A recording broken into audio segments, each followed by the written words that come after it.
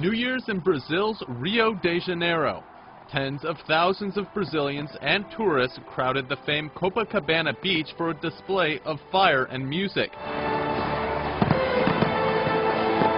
Revelers watched in awe as 25 tons of explosive lit up the night sky for 20 minutes.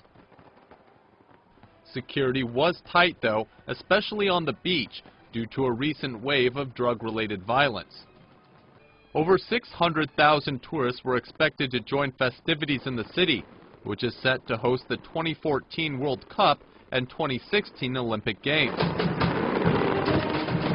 This celebration was particularly important as just a few hours before midnight, Brazil revealed the logo for the upcoming Olympics. Officials say the new symbol is inspired by Rio's natural wonders and cheerful residents. Ian Lee, Reuters.